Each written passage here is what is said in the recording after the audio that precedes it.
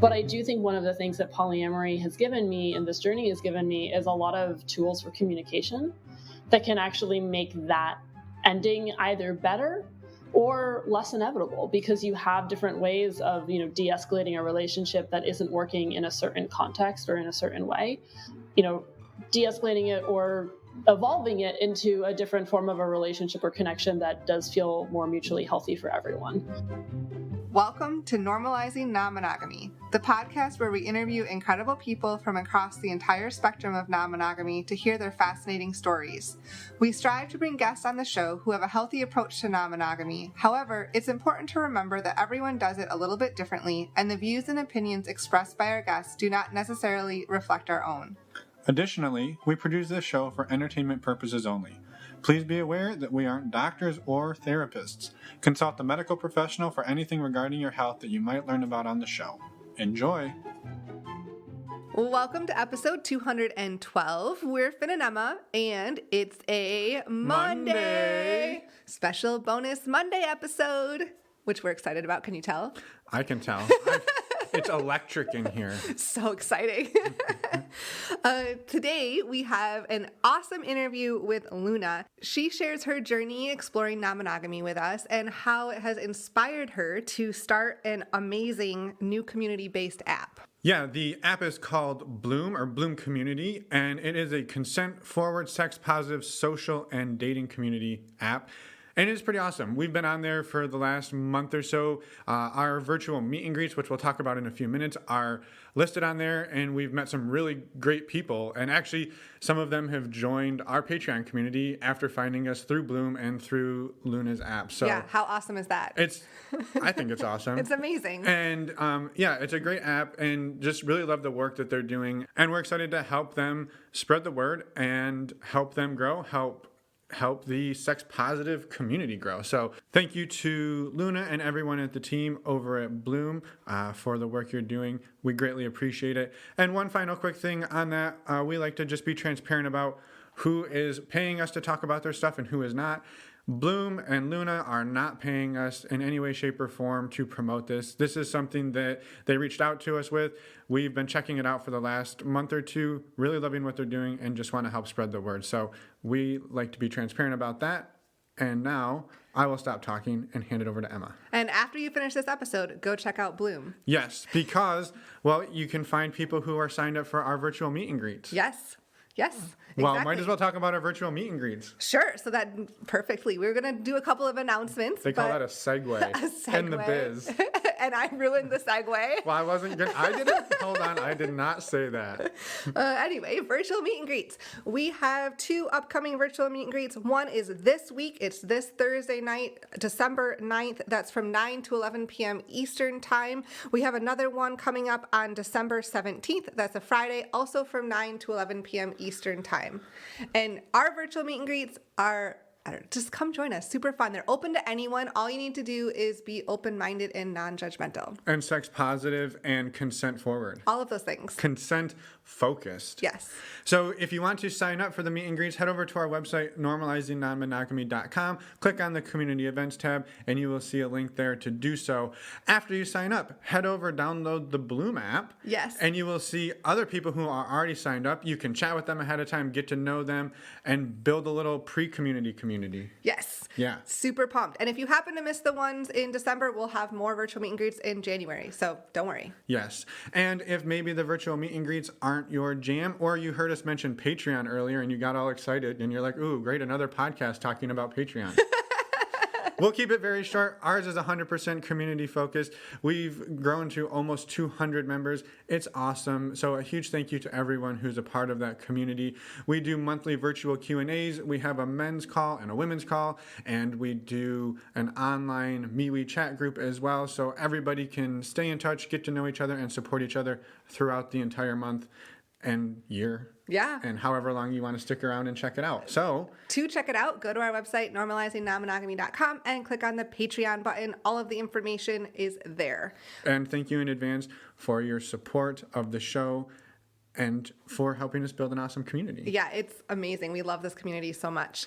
The other thing we wanted to mention is we do have some in-person meet and greets coming up that we're working on planning. The only one that we've officially announced is New Orleans on February 7th, but more will be coming soon. Go to our website and sign up for our mailing list to be the first to be notified when we announce those.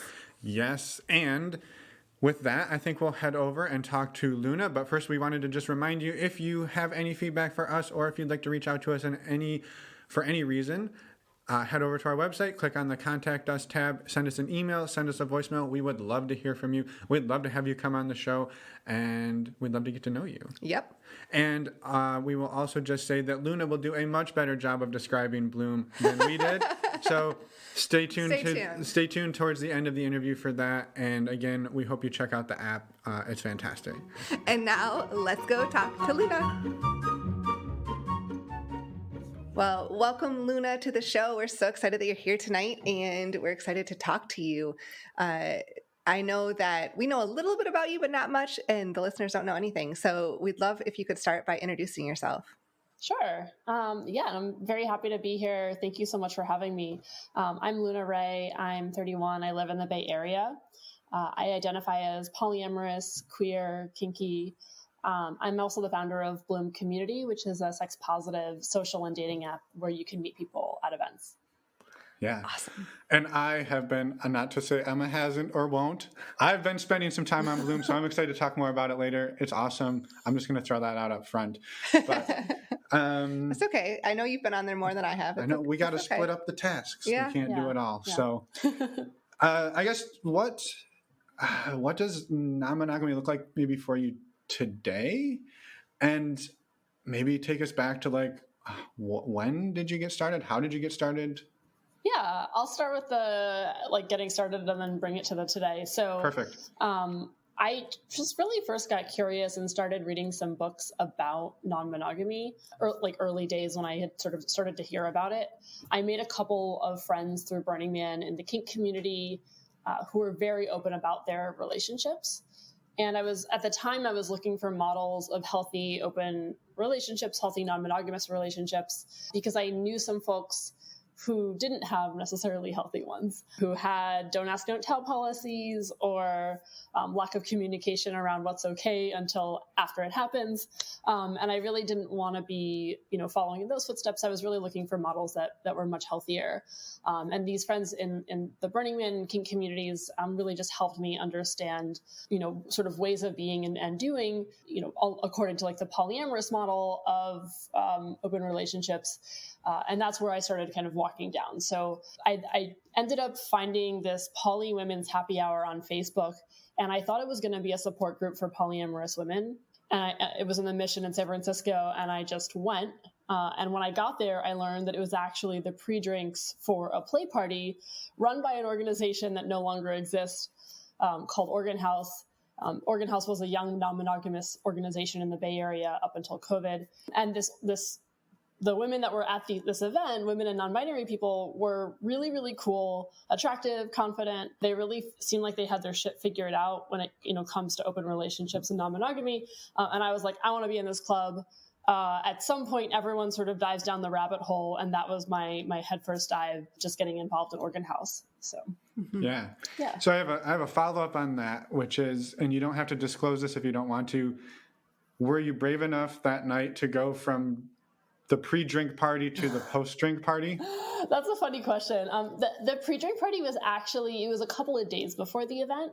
Okay. And I think I was out of town that weekend. The event that it was a pre-drinks for, by the way, was called Girl G.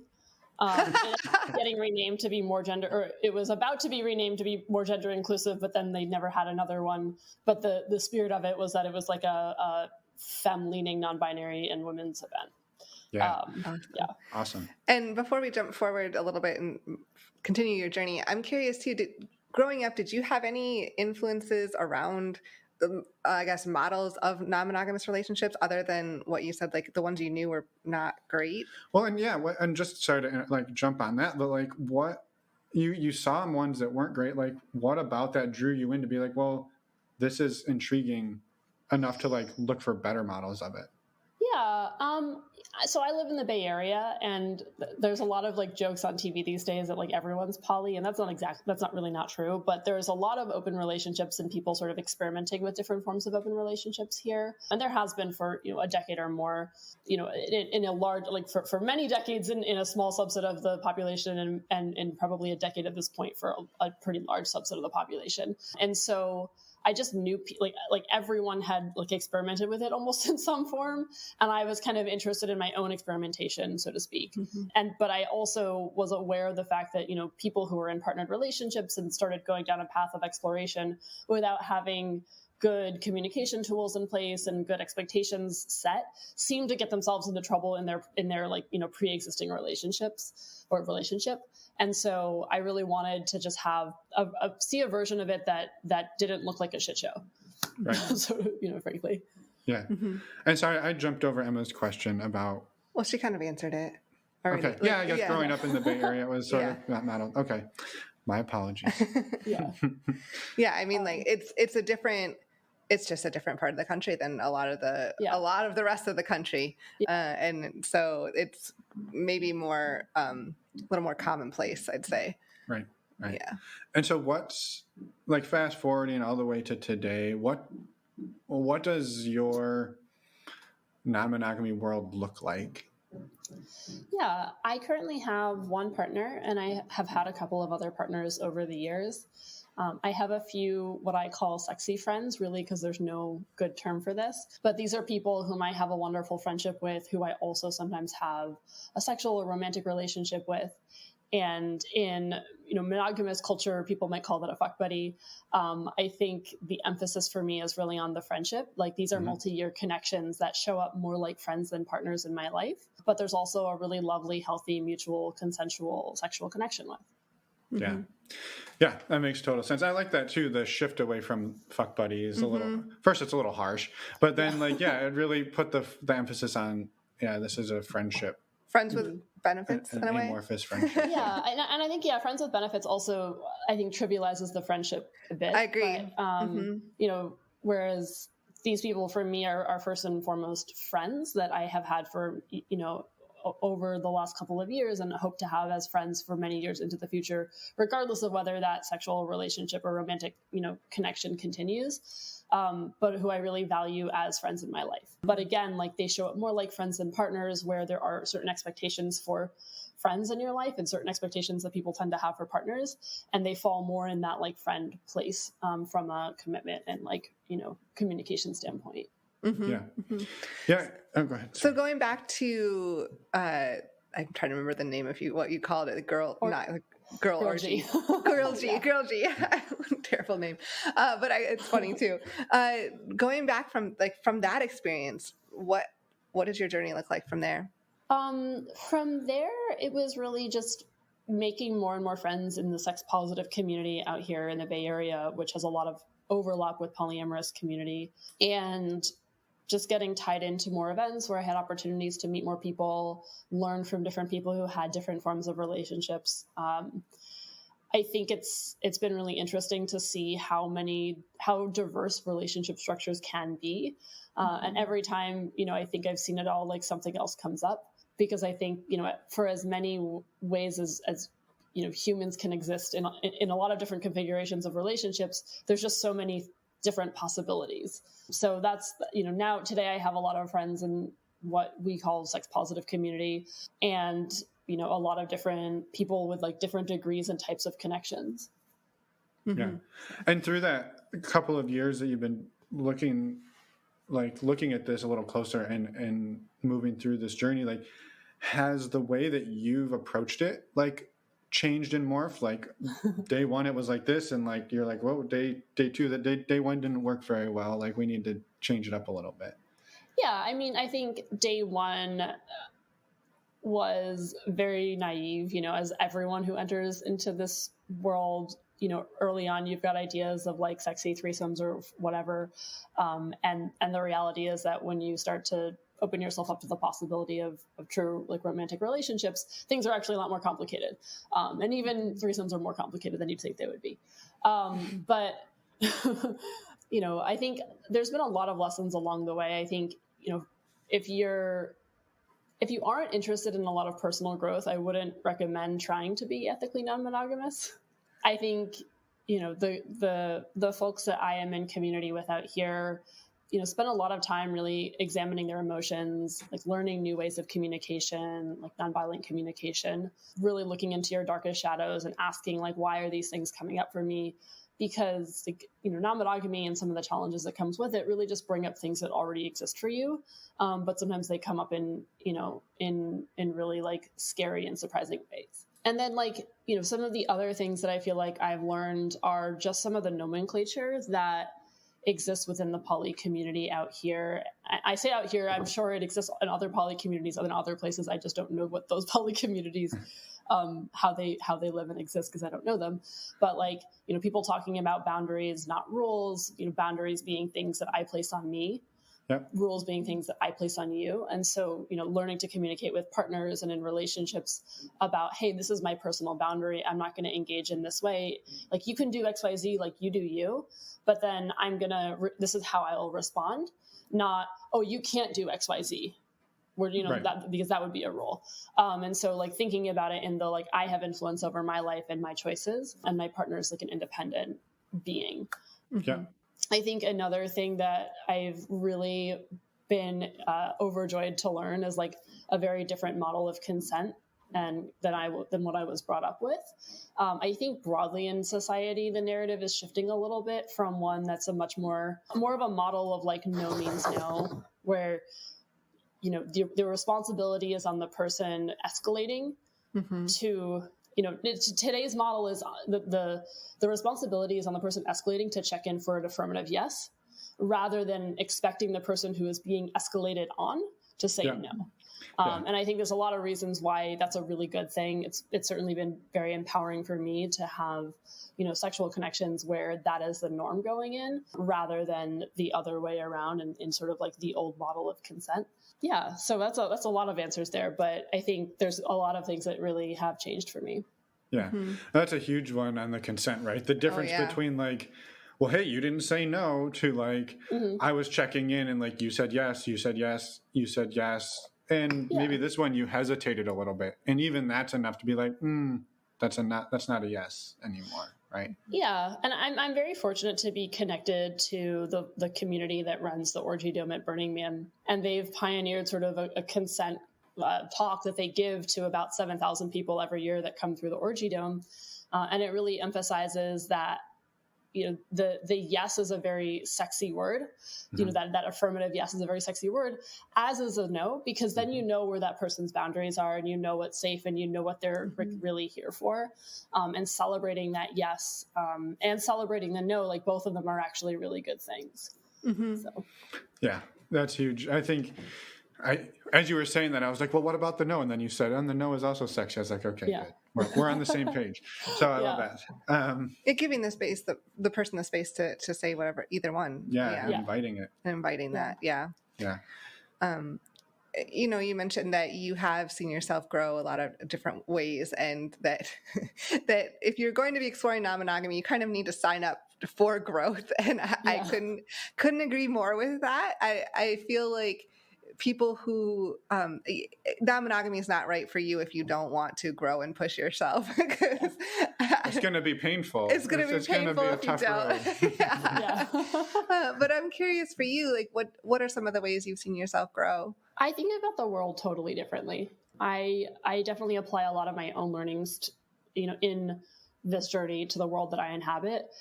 Everything from thinking about affirmative consent and boundaries in all aspects of life, not just sexual, in terms of how you engage with other people, to nonviolent communication, which is a tool that a lot of people practice in the context of their non-monogamous relationships here, but that's also very relevant just in having a conversation with friends or coworkers, to understanding the impact of attachment styles and how they affect all types of relationships, not, just romantic ones. Mm-hmm. Yeah. You mentioned nonviolent communication. I'm just going to pick at that a little bit because Finn and I are familiar with it. We haven't had many people talk about it on the show. Yeah. And it's something, if you're comfortable with, I'd love for you to dig in a little bit. And what does nonviolent communication mean to you, and what have you learned about it? So there is a book called, I think, Nonviolent Communication. Yes. Links will be in the show notes. Yeah, that I'd recommend people read. I think, there's sort of like a base level of like, hey, if you're going to do this thing and want to do it well, like these are the books I'd recommend you read. And I would say Nonviolent Communication is probably one of those. It's been a while since I've read it. The basic idea is that you're taking responsibility for your emotions in the course of the conversation. And so when you're having, a conversation with someone, particularly a conversation that's challenging, thinking about how you phrase what you're saying. So it's like, it's both say, I hear you saying this. The impact that what you are saying is having on me is this. And then and framing it more, not like, oh, well, you hurt me, and like the responsibility in that one being on you. It's like, oh, well, the words you said, like, this is what they meant to me. This is like how I heard it. And this was my reaction. And so like really, taking a step back from framing it in a combative light and putting it more in an understanding and a curiosity light. Mm-hmm. Yeah. Mm-hmm. And that was actually a terrible explanation of nonviolent communication. So I'd recommend people reading the book. Reading the book. Exactly. Perfect. No, and so we're kind of like, I feel like a ping pong ball. We're all kind of all over the place here, but it's all right. I was curious, like we grew up in a place where, let's call it the opposite of the Bay Area. If there were such a place. And so like, we didn't have any models of this around us growing up, at least not that we knew of. And so like, there's a challenge there of like, we don't have any models. Mm-hmm. I feel like on the flip side, if it's all around you and it's sort of ubiquitous, that you're like, I don't know, I feel like in a sense, I could almost be overwhelming that like, there's this way and this way and this way. And like, I'm never going to catch up to all these people who are like so amazing at communication and all of the different things you need to do. Like how was that for you? Like being sort of embedded in like the like ground zero for it, so to speak. So I grew up in upstate New York, so there wasn't any of this where I grew up either. This is a total shift for me as well. And actually it's actually the case for a lot of folks in the sex positive, polyamorous, and kink communities out here. A lot of queer communities as well are not necessarily from the Bay Area and have just found their home out here. And so part of it's also building family along with that. I think that like, what it's like to be in it, it's really wonderful to have partners who have also read some of these books. It's really wonderful to have, to be having conversations about consent, not in like the, oh, we should be like in a very positive way. That's like, hey, this is really important. And also how do we share this with other people in other places? It's lovely to be able to, talk about, oh, this is this thing that I'm working on. I'm reading this book and this is my insight from it. And then to be able to have those conversations with, people who are out here. There's a lot of folks who I think nerd out about relationships and communication. I'm definitely one of them. There's a friend of mine, Misha Bonaventura, who runs Bonobo Network, has led a book club on polysecure. I think she's read the book 5 times and led the book club, like at least a few at this point, for just different chapters or different groups coming through Bonobo Network, just because she's so personally passionate about that book and it's been so helpful for her. And I think there's just like a really awesome desire to help people like level up their skills in a sense. Like, not that there's actually levels because we're all like learning as we go, but there's okay, I feel like I'm, understand this thing really well. So people will just host support groups and lots of different ways to kind of learn and process. Mm-hmm. Yeah. And funny fact, we, I know that's not going to be in the right order, but we did happen to interview Misha yesterday. Oh, really? Yeah. And so I'm not sure if which one of your interviews will be out first, but they're going to be close together. And spoiler alert. I know, I spoiled it, but, she did mention the polysecure and how she's read it 5 times. So you had it all right. We heard that directly from her yesterday. That's amazing. Yeah. We're fact checking her. Right. That's pretty funny. Yeah. She's fantastic. Yeah. No, it is a fantastic book. And I would just say for anybody who hasn't read it, I would recommend reading it. I tried listening to it We on both audiobook, did. Yeah. and what I found was I would just drift off thinking about how applicable what I was listening to was like to what I'm dealing with or what's going on. And then I'd miss something and I'm like, wow, now I got to back it up. But like, if you're reading, like you can just stop and think about it or, you know, so that'd be my recommendation, is to read it, not listen to it. It's not a very long book. And I do think most of the time in that process is just the like, oh, wow. Huh. Oh, that's what was happening there. Okay, cool. Mm-hmm. Right. Well, and that sort of leads into something I was curious about. Like, there's been a few years that you've been delving into non-monogamy, like relationships you had before, let's say the Enlightenment, if we're going to be as humble about it, like, how would you maybe like contrast like who Luna was in those relationships and how those relationships went versus like how you approach them today? Interesting. I think there's just challenges that come up with non-monogamy that don't exist in the same extent in monogamy. You know, because when your partner has other partners, there's going to be like insecurities that surface that probably wouldn't have surfaced if it was a monogamous relationship. You know, the fear of loss, the fear of rejection, the fear of loneliness, of abandonment, like all of those things come up in a way. It's your partner can always leave you whether you're monogamous or not. You know, that's the reality is there, but there's certainly a different visceral reaction when you see your partner with someone else who they really care about. And so I do think that, you know, early days me on this journey was like very reactive to that.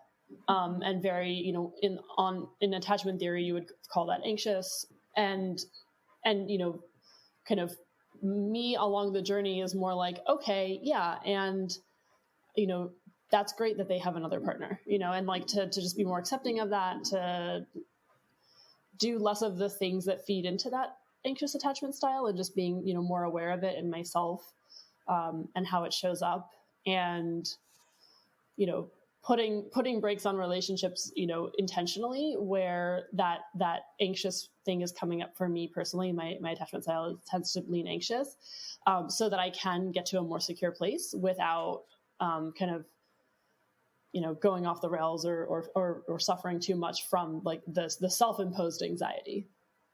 Mm-hmm.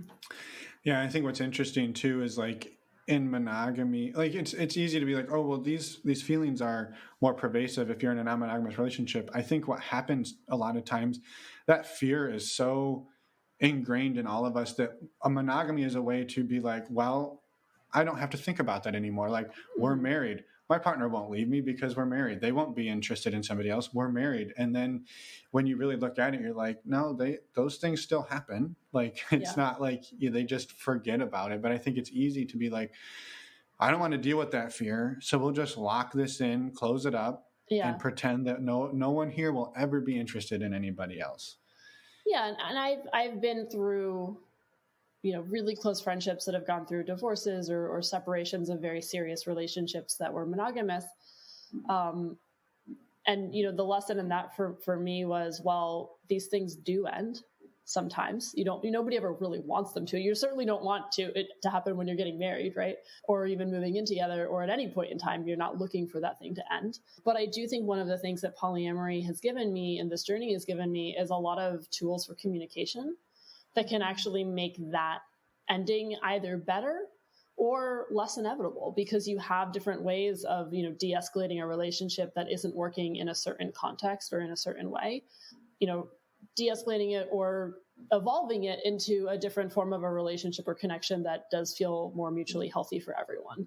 And unfortunately, in a monogamous context, you know, if two people get married and they move in together and, you know, suddenly they realize that they actually hate living with each other, but they still love each other, there's not good models of like, oh, well, now we're just going to live in separate homes, but still remain married. Like, that's totally socially unacceptable. And in polyamory, that's like totally fine. Right. So, you know, and there's like words to describe, you know, to talk about that. There's de-escalation, there's evolving the relationship. There's all these things and concepts that these things can be acceptable because a relationship can take different forms than the traditional escalator, move in, marriage, kids, death. I don't know. I think usually it's move in, marriage, kids, and then in your 40s, house. Start looking at swinging, and then Right. that's what we tend to see happening. Everyone's like, well, now that the kids are out, let's think about this a little bit different. I think there's a lot of people just falling under the we're in an open relationship, or I'm ethically non-monogamous, and then that's the conversation started. Like, well, what does that look like for you? Mm-hmm. Rather than I'm a swinger, I'm poly, I'm an open relation, or I'm non-monogamous, and let's talk about it. And I think it's interesting because it's you can say you're ethically non-monogamous, and you're right, it is the start of the conversation. And then the next part of the conversation is not just what are you open to, but what is that other person open to? If you're starting to have a conversation about a connection, the words become really challenging, because now it's not just what is my identity? It's what is my identity in relation to you too? Mm-hmm. Or what is the way that we're going to define the space that we're kind of going to play in romantically together? Yeah. And I think, and maybe I'm curious, on your experience with that, when you tell somebody, and this is a thing that we've always a little bit been afraid of when we tell people who we haven't told in the past, hey, friends that have known us for 20 years, we're in an open relationship, we're non-monogamous.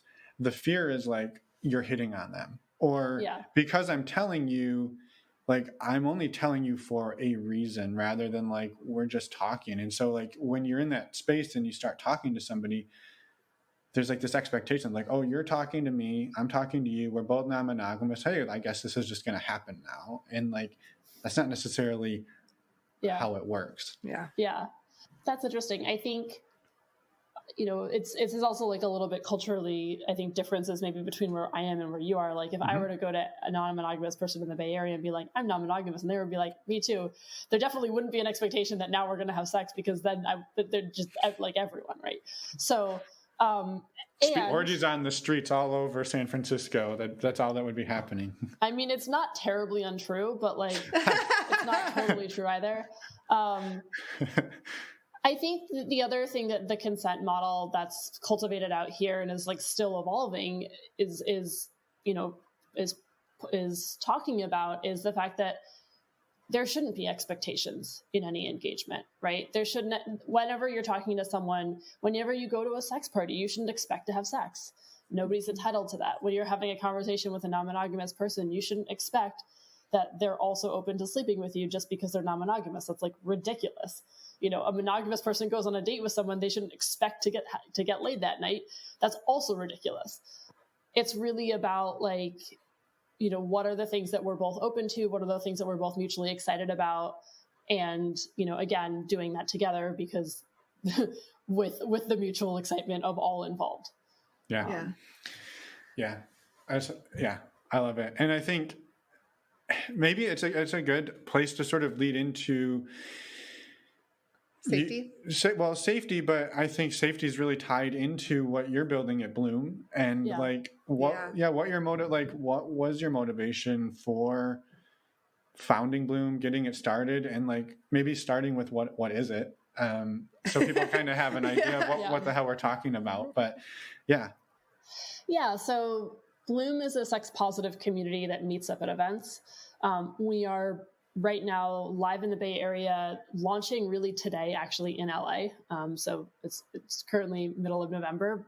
So whenever this airs, we'll be fully live in LA. Congratulations, by the way. That's super exciting. Yeah, right. And really, even though we're live in those two cities, what that really means is that those are where we are actively working and partnering with event organizers in those cities, where we are also accessible around the country. And we have members in almost every single state at this point who are using Bloom to meet other sex positive people. And obviously we're working together on your virtual events. And so what we're trying to do as well is bring in a handful of virtual events to help people find community, all around the country, people who are looking for sex positive, kinky, poly, ethically non-monogamous, queer, et cetera, people.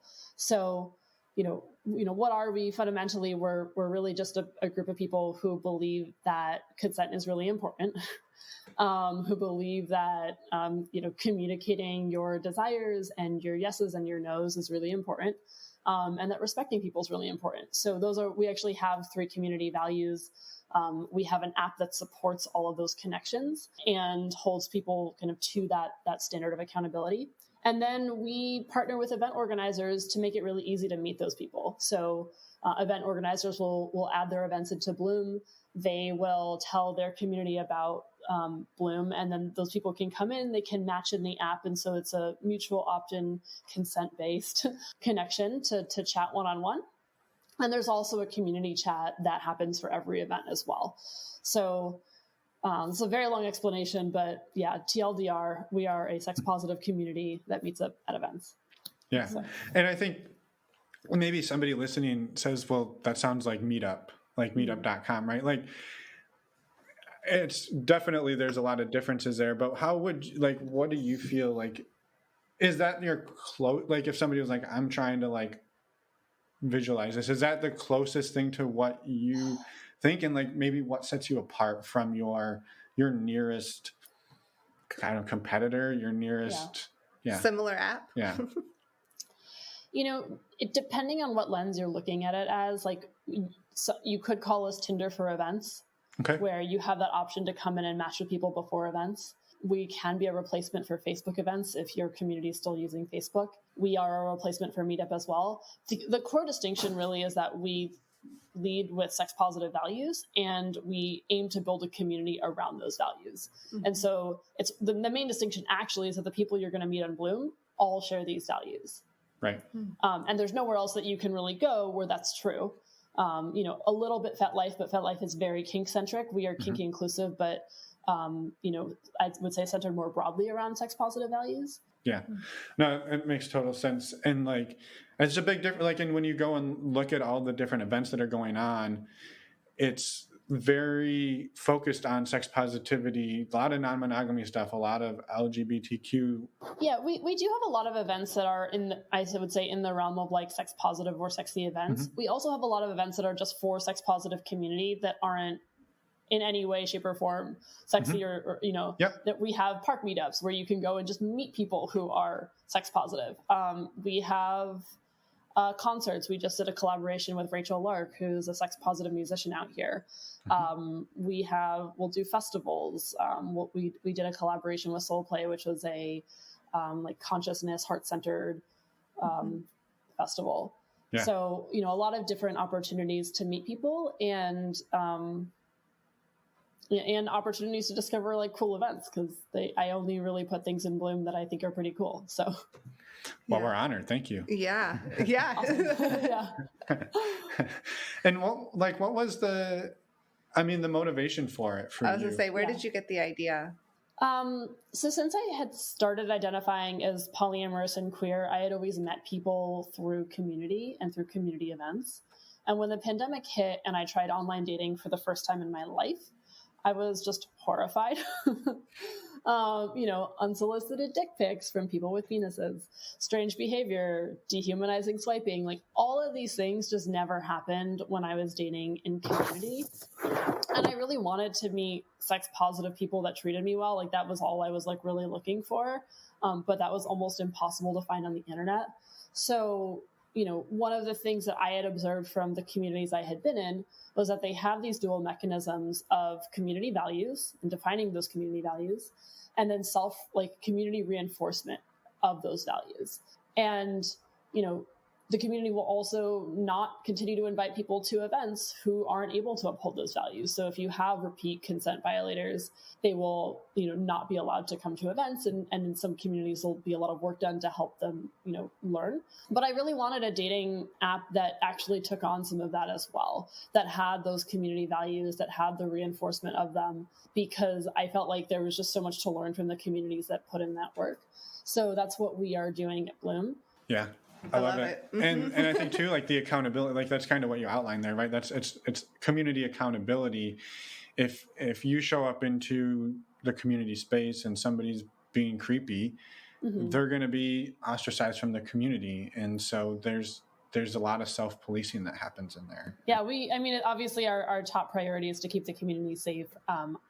Bloom is clearly a woman and queer-led company because I run it. And one of the things that I care a lot about is providing the safest place to meet new partners and friends. And specifically really the safest place through technology, through software, because the safest place would be like in your friend's living room. But right. Short of that, if you're going to be using a dating app or a social app to connect with people, we want to be teaching norms around safety and using the community to keep the rest of the community safe. Yeah. And I'm curious, where do you see, obviously, hopefully you want to keep growing, but where do you see Bloom in like 3 years, 5 years?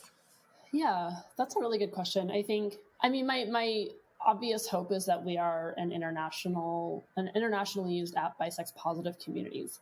Now, what's interesting about that is that the term sex positive today is something that's like heavily used in the Bay Area and on the West Coast, and not necessarily used throughout the rest of the country or even throughout the rest of the world, let alone the rest of the world. And I'll actually define what I mean by sex positive.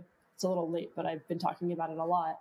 So sex positive is really the lens of looking at and viewing sex as something that is healthy between two consenting adults and normal. And a lot of what comes with that from like a values perspective is really the values of Bloom, that, consent should be affirmatively sought and given, and obviously knows very clearly respected, that communication comes with that respecting of all of that comes with it. So my hope kind of long-term is that we have just a giant sex positive community on this app. That means that today, people who don't even necessarily identify as sex positive, but hear these values and think, oh, wow, I actually want to meet people who also have those values, will join Bloom and eventually they'll maybe start to identify as sex positive or learn about it. And so, today the world of sex positive community or people who would self-identify as that may not be that big, but I actually think that there's a lot of people who want to live in a world in which, consent is a priority in any interaction, and especially in an interaction that's happening, facilitated by technology that may or may not be sexual. I think there's a lot of people that will want that. And so the vision for Bloom is just to continue to invest in, people who agree and believe in these values and in bringing them together in one place. I'm excited for it because, like I said, I've been on there a little bit, and yeah, it's awesome already. So thank you for building it too. And yeah, we're excited for it. Is there anything we haven't talked about, haven't asked about that you wanted to definitely cover today, either about Bloom or about your own personal journey?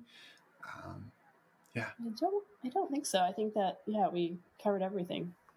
Everything. Wow. Perfect. Awesome. I'm sure there's more stories to tell somewhere, but. Oh, always. There's always. Yeah. Well, we'll bring you back on for the 1 year update. Bloom will be international. It'll be awesome. So. Thank you so much for your time and for sharing everything that you did with us. Yeah, thank you. And we're back. A huge thank you to Luna for reaching out, sharing your story with us, and all of the incredible work you're doing over at Bloom. We're excited to keep spreading the word and get more people to come check the app out as well. Yeah, and more and more of our events will be showing up on Bloom as well. So the New Orleans meet and greet will be on there. Our virtual meet and greets will continue to be on there, and our West Coast tour will definitely be on there because they've launched into multiple cities in California so far. So super duper excited about that. Stay tuned for more on that from us. And don't forget to sign up for our virtual meet and greets. There's one this week on Thursday, the 9th of December, and one on December 17th as well. And there'll be more in January. To sign up, go to our website and click on the community events tab. You'll find all of the information there. We can't wait to meet many more of you at these events. All of you. All of you. We expect at some point everybody listening to this will be on the meet and greets. Hopefully. That's my goal. It's a pretty ambitious goal. And they'll be on Bloom. Yeah, that's a pretty ambitious goal, but why not? Let's go for it. Exactly. The other thing we want 100% participation in is... Patreon? Nope. Oh. STDcheck.com. STI testing. STDcheck.com. So if you're a listener to this show and if you're going out and meeting people, whether it's through Bloom, through our community, or any way that you found to meet other people in person, we highly, highly recommend getting tested for STIs so you can have informed confident conversations about your status and your sexual health, as well as the people you're meeting. The way that Emmy, you're not Emmy. Nope. The way that Emma and I do this is using a website called stdcheck.com. If you use the links on our website, you get to save $10, and it helps support the show financially, which we greatly appreciate. All of you who have done that, and all of you who are going to do that after listening to this. It's super easy to find the links. They're on our website on the resources tab, also in all the show notes on your podcast player. And the only thing easier than finding that information is getting the test done. Super simple. You sign up online. It's quick, it's easy, it's low cost, and you get your results in about 24 hours texted to you so you can get them from your portal. It's sweet. Right? And so go check do it out. There's no excuse. No excuses at all. I'd say, actually, correction. The only excuse is if you got free STI testing somewhere else. But even then, you could still, you might want to double check those results. Yeah, that's true. That's true. I was just wanting to add that clarification because I don't blame you if you don't use the service if you get free STI tests. We don't blame anybody for anything here. No. Well, sometimes we blame each other. We're going just down rabbit holes. So here. what we're trying to say is, in a couple of short days, we have another episode coming out. Yes, Bryson and Michaela. It's a fantastic conversation with two amazing humans who've actually been put in contact with us through Ryan. If you don't remember. Remember Ryan? He's referred half of our guests to us in the last 5 months. So definitely stick around for that one. We'll see you back here in a couple of days on Wednesday. While you're waiting, go join Bloom, find our meet and greets, and connect with other awesome people in the community. Yeah. I think we've talked enough. We'll continue this argument after we stop recording. Sounds good. Bye, everyone. Thanks for listening.